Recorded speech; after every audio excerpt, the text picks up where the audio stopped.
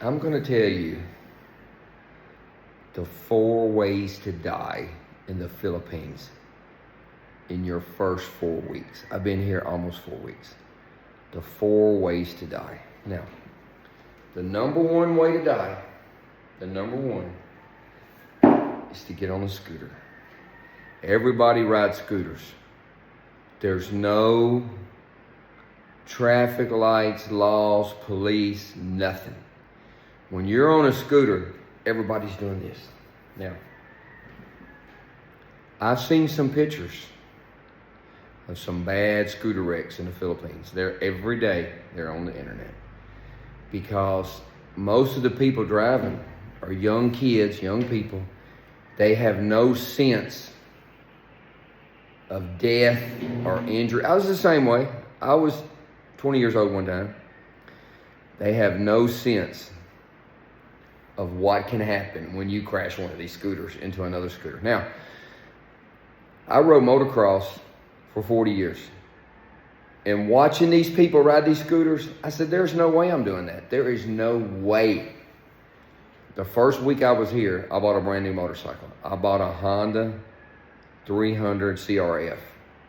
Now, the reason I bought that, because it has bigger suspension and a bigger motor, and it can get in and out. Because I knew eventually I'm going to have to ride a motorcycle. So, I bought that motorcycle. I rode it from the Honda across the street and put it in the garage at the Hotel Essentia where I was staying. It sat there 2 weeks, never rode it. Because you have to watch the scooters and how they ride. When they're honking their horn, they're not honking because they're mad. They're honking saying, thank you, please, I'm coming around. So it means different. If you go to New York City, everybody's honking their horn, it's because they're mad. When they're honking their horn in the Philippines, they're speaking to each other and they're talking. So it means different. I mean, it's just different. They're very courteous, but they've ridden so long, they can calculate the distance, time, and speed going around stuff. If you ever see the Blue Angels flying and they're doing this, it's the same thing with the scooters. They're driving like crazy. I almost see 10 wrecks every day. I see a man and a wife with 2 kids on a scooter, little kids. There's no way I would ever do that. But if you understand, let's say flying, when you're landing a plane, and you're getting near the runway, what you're doing to learn to land a plane, and this is where people make a mistake. 40 years of teaching people to fly. You're training your brain, your eye, and your hand to land the plane. So what you're trying to do, so when you're fixing to touch down, you're looking out, your peripheral vision's looking down, and your hand and your inner ear and your brain are all getting coordinated to move everything ever so slightly to land. It's the same thing with the scooters. These people that have been riding forever here, it's amazing their calculations. How they'll go around cars and they almost hit and they don't hit. It's because their brain and their eye and their hand coordination over years and years of doing that. So if you think you're going to come in here and jump on a scooter and just ride, you're mistaken. Because when you get to an intersection, there's no stoplight or stop sign or nothing. Everybody's just, it's insane. Now, when I drive my truck, I get a little bit more respect. Because when they see the truck, they kind of respect that. Now, if a bus is coming, everybody respects the bus. Because the bus just honks and goes straight through. So when they see a bus, they stop for the bus. So the number one way to die in the Philippines is get on a scooter. Just don't do it. Do not get on a scooter. Don't rent a scooter. Don't buy a scooter. If you do have to buy something, I'm going to show you my motorcycle. Buy something with some suspension, some good tires, and a little bit of power that can get you in and out of situations. And they respect a bigger dirt bike like motorcycle like I got. That gets you more respect when you're riding around. because a scooter crash is not pretty. Every day I see 5 ambulances. These ambulances, they're not picking up heart attack people.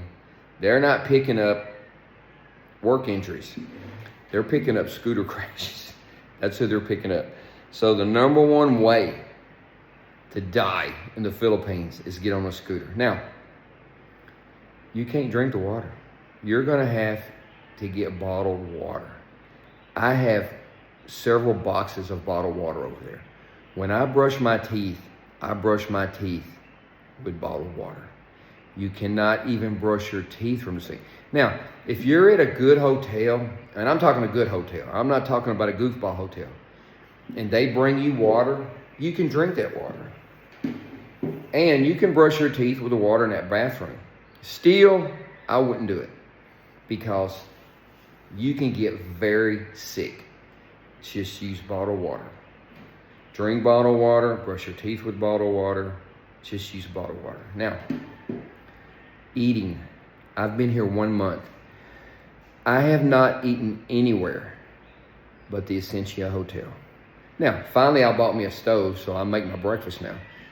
But breakfast, lunch, and dinner, every single meal I've eaten for the month I've been here, it's at the Essentia Hotel.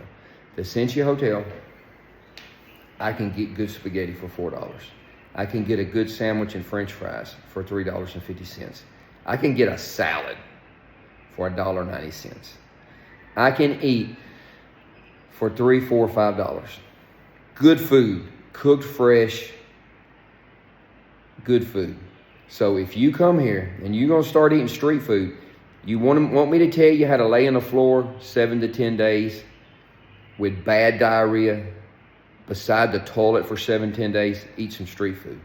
Because the street food, it's not all bad, but some of that street food is bad. There's no government agency checking for cleanliness and checking permits and checking food quality. Do not eat street food. Now, when you get here, if you make friends with some good Filipinos or some good Americans, and they take you to this place, they say, look, this place is good. This place is clean, fresh, good. But if you just start eating street food off the street, you will be on the floor for 7 to 10 days. You will not leave 5 foot from that toilet 7 to 10 days. Listen to me. Find a good place to eat and eat there until you learn the better places to eat, because you do not want to get sick in the Philippines. Now, I'm going to tell you something else. You need to get some health insurance. The moment you get here, you better get some health insurance. I talked to several people. You're going to hear $1,700 to $7,500 if you're stupid enough to pay it. There's a guy, Michael Onan or something like that. I'll give you his information. You can get full coverage at 63 years old, no deductible, for $1,700 a year. That's cheap. If you get in a scooter crash and you go to the hospital, if you don't have insurance or you don't pay cash up front, they will not see you. This is not America. In America, you go to the emergency room, they cannot deny you. In the Philippines, that's not the case.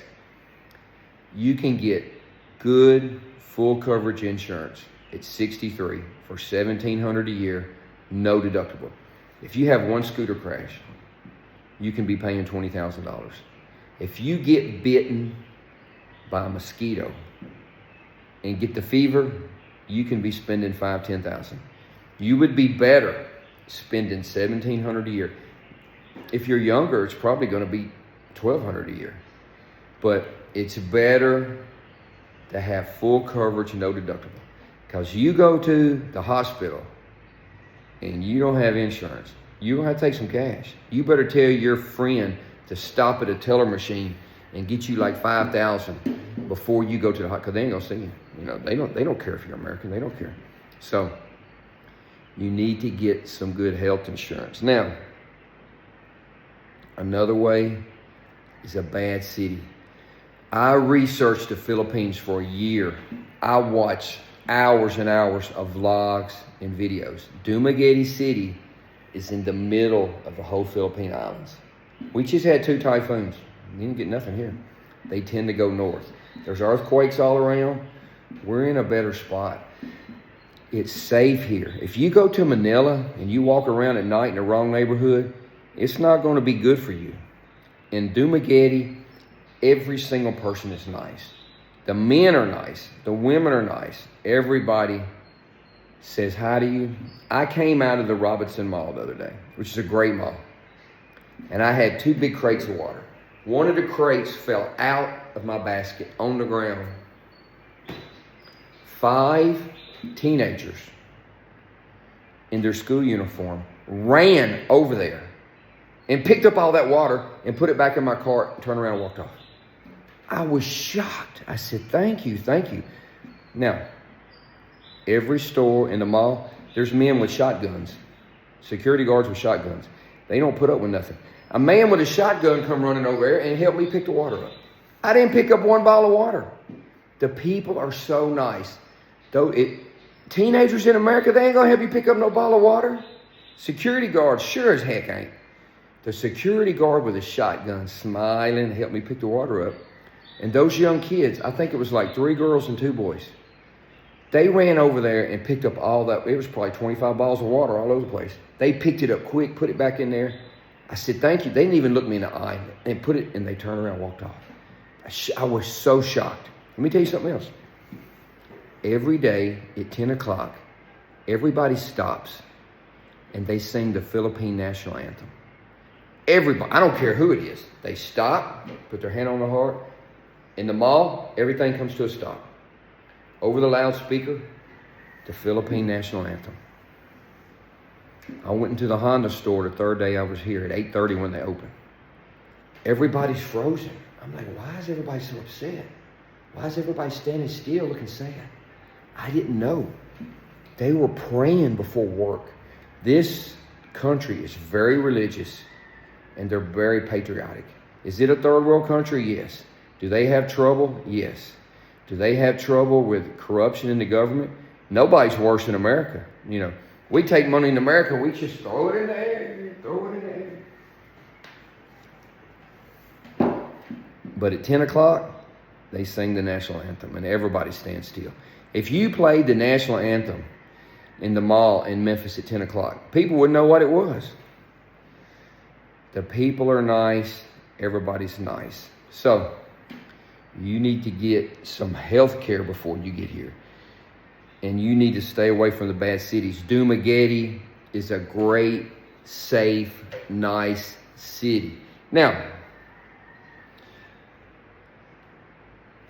the insurance is one thing. Before I left here, I went to the doctor and I got every shot possible. Mosquito shot, malaria shot. I got $600 worth of shots. So I would get that before you get here. Now, another thing that will kill you is the aircon, the air conditioner. If you go to the hotel, it's so hot, and you turn that air conditioner up and you go to sleep, in about 2 hours, you're going to wake up and you're going to be shivering, cold, and sick. I made that mistake. I turned that air conditioner all the way down when sleep. I woke up cold, shivering. I had a sinus infection. I had a headache. I was sick. For 3 days, I was in the bed. Now, I got up an hour and I went around with a real estate person, but I was sick. So you need to learn. It's in Celsius. It's not Fahrenheit. So you need, when you leave your house, you turn that aircon off. There's no use in putting it on. When you come home, you put it on 24 degrees Celsius. It's going to cool your house in 5 minutes. Then you move it up to 28 and you leave it. If you try to leave it low, you are going to be sick. I got sick. I got bad sick. I spent 3 days in the bed. Finally, I said, I got to go to the doctor. So my real estate person took me to the doctor. She took me to the doctor, her and her friend, and they sat there with me at the doctor. It took me 15 minutes to see the doctor. I saw a woman doctor. She was nice. She talked to me 15 minutes. Talked about America, talked about flying airplanes, talked about me being sick, talked about medicine. I told her the medicine I would like to have, and that's what she gave me. When I left and I went outside to pay, it's probably going to be $75. She goes, sir, it'll be $3.50. I said, $350? No, $3.50. It cost me $3.50 to see the doctor. I waited 15 minutes. And I saw the doctor for 15 minutes. Now, I could have saw the doctor for 3 minutes. She was very nice and polite, and we talked about all kinds of stuff. In America, you go see the doctor, take this medicine, go. He just wants to go play golf. He doesn't care about you. It's different here. $3.50 to see the doctor. Now, why can't America learn that? Now, the real estate lady, she goes, I could have took you to another place. It would have been $1. But you would have had to take a number and come back in an hour. For another $2.50, I like to see the doctor quick. So she gave me some medicines. I told her I wanted this antibiotic and I wanted a Benadryl mixed with a steroid. She said, okay. She wrote me the prescription. I went 2 minutes away with that prescription. I got my prescription refilled in 1 minute and 30 seconds. Guess how much it was? $4.51. That's what it cost me. I don't know why America can't learn from that. It's madness. So, the medical in the Philippines is outstanding. They say you can go to the dentist the same way. You know, I asked the guy when I was getting my insurance, does this cover medical? Does this cover dental and eye? He says, no. It's so cheap, it's not even coverable. And he was telling the truth. So, stay off the scooter. Don't pet animals. You see a cow over there and he looks nice and calm. Don't go pet that cow because he will kill you, okay? Don't pet a billy goat. Don't pet sheep. Don't pet nothing. I've been getting up every morning at 4 o'clock going jogging.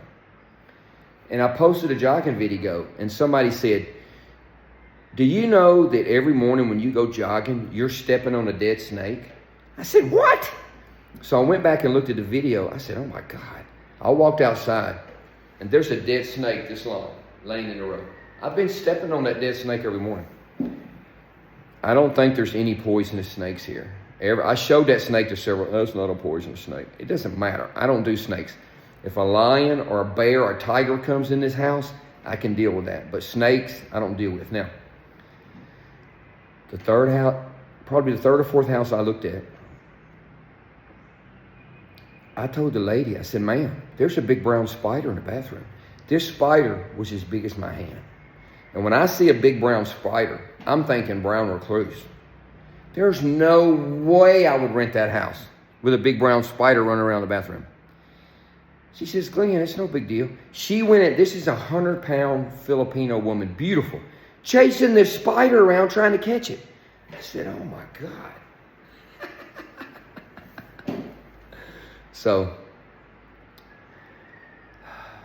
anyway, I had been jogging every morning and stepping on that dead snake. So I went outside in the daylight. Sure enough, there's a big old dead snake out there, but I don't think it was poisonous.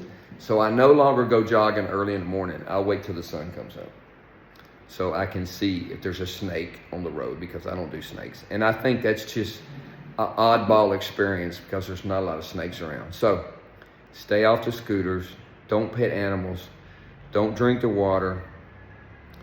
Don't go to Manila and walk around in the middle of the night. You know, that's the way not to die. And don't eat street food. Just don't do it. Find a nice place that you like. It's cheap. The Essentia Hotel is like a hotel in Paris. That's what it looks like. Every single person there is nice. Everybody's nice. If I have any issue with my room, I tell the nice lady up front. Every morning when I go eat breakfast, I send her a glass of orange juice, and I send the security guard watching my motorcycle in my truck a glass of orange juice. And they treat me like they call me by name. So, don't eat the street food. That's the way not to die in the Philippines in your first 4 weeks.